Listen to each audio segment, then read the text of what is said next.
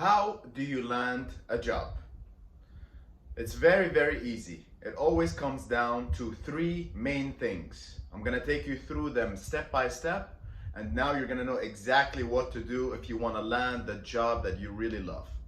Number one, I do hundreds and hundreds of calls with job seekers, and everyone tells me and complains about the same thing. Number one is the resume. My resume is not good. I'm not sure it's clean enough. I don't have, the right picture on it. All of that does not matter. The biggest problem is not the resume. It's actually something completely different. There's something called the ATS, the Applicant Tracking System.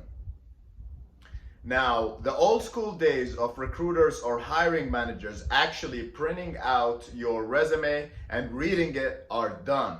Now they do it using a software because hundreds and hundreds of people are applying to the same position.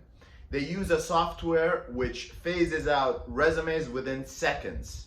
You're in or you're out right away. Now, what does the ATS look for? It's very, very simple. It looks for certain keywords on your resume or LinkedIn profile that are attractive for that specific job description. As an example, you're applying to a programming position. They're looking for Python, okay? Python is a keyword that the ATS is looking for. So if you don't have these keywords on your resume, your application will go nowhere and no one will find out about you and your resume and how you can even approach the company, come in for an interview. So what do? Let's talk about the ATS and how you can best leverage the ATS in terms of having all of the right keywords.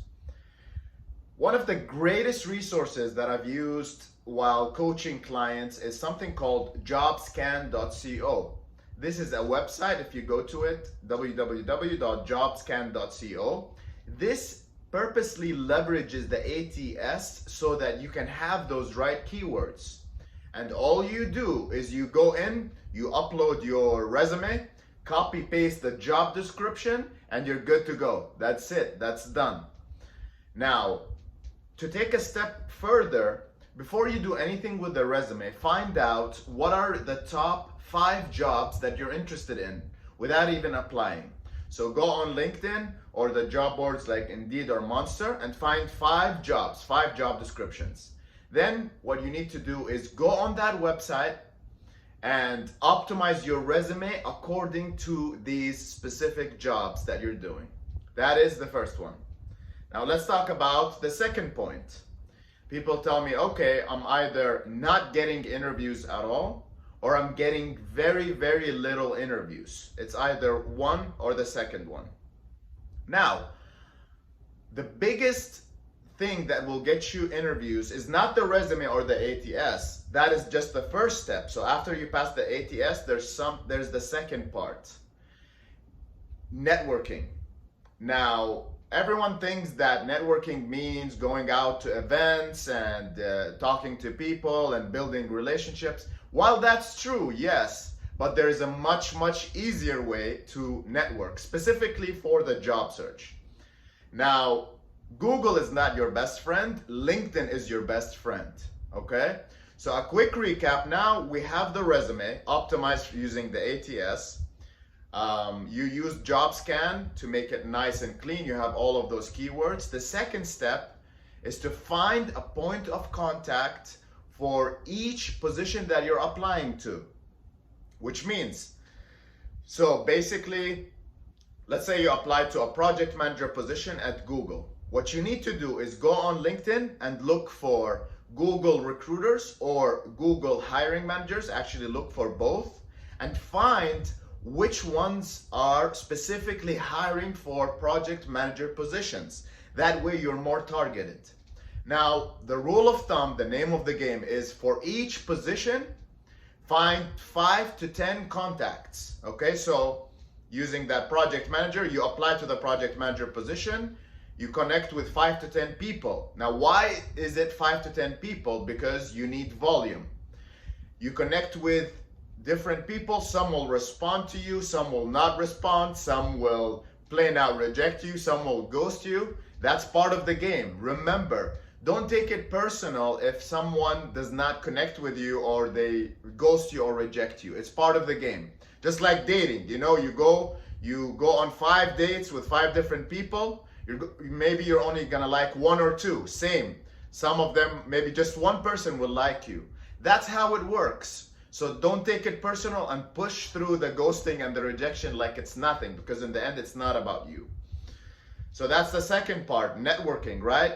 Now, as you are connecting with hiring managers and recruiters, this will automatically boost your overall visibility.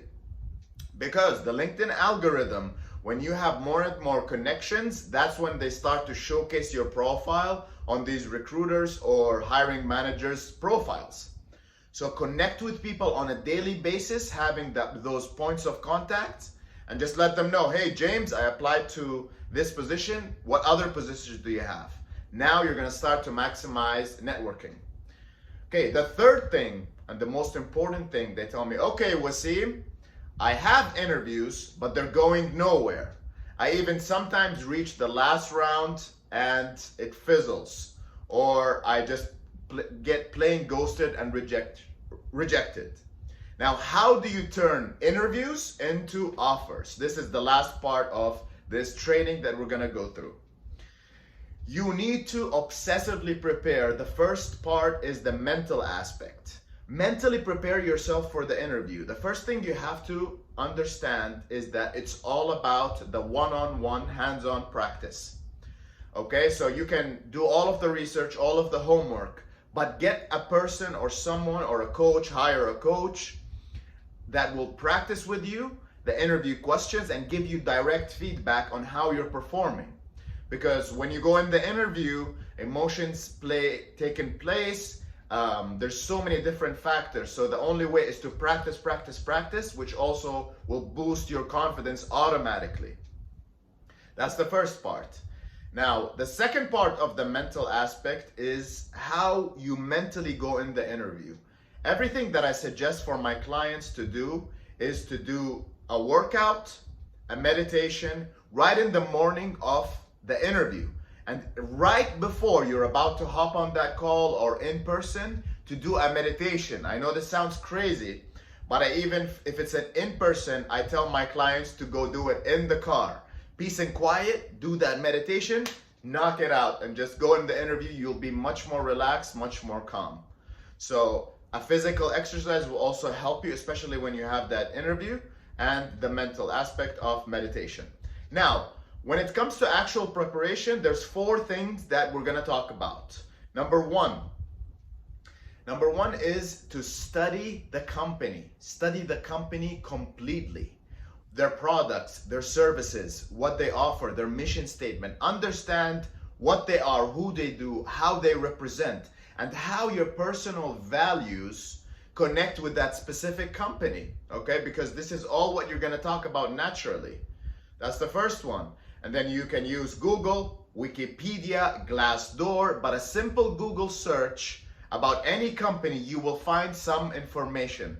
And if that company is too small, let's say it's a startup or it's not as big enough to have an online presence, you can simply look for people that work there and ask them questions about the company. Connect with them on LinkedIn or other social media platforms to get a better idea of the people that are working there. How is their experience? Okay, so the second thing is to relate your resume to the job description.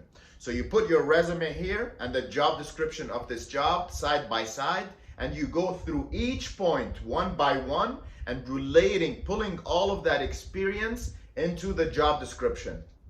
Now, if it says, as an example, leadership, what is all of your leadership experience? Jot down bullet points, only summarized bullet points, not paragraphs and paragraphs of stuff. The second one is, as an example, sales. What is your experience with relating to sales? What are your quotas, etc.? Now, that's the second part. Third part is to study the interviewer. Now, who is this person you're interviewing? It's very, very powerful when you go into the interview and you know who you're talking to, Because beforehand, you can simply hop on LinkedIn and do a quick search on their LinkedIn profile and find some commonality points. Some points that you can mention to build a genuine relationship with that person. If they're in their sports, if they're in the state that you like, whatever, they worked with companies, anything you can ask them about, showing them that you actively did some homework goes a long, long way in the interviewer's eyes. Now, the fourth and final one is interview questions. Let's say, as an example, you applied for a project manager position at Qualcomm, okay? 2 Google searches that you need to do to find out all of the interview questions. First, type out project manager interview question, so the job title in general, okay, the types of questions specifically to project manager. And the second part is Qualcomm project manager interview questions. Do these 2 searches on Google and you're gonna find so many resources like articles, sample questions and answers. Compile at least 20 to 25 questions and have your answers jotted down as bullets, okay? So a quick recap, just like we talked about. Number 1, to study the company. Number 2, to relate your resume to the job description. Number 3 is to study the interview questions. And we talked about the mental aspect, which is meditation and exercise, especially on interview day. So overall, guys, we talked about the 3 main things, the 3 steps that will allow you to land the job.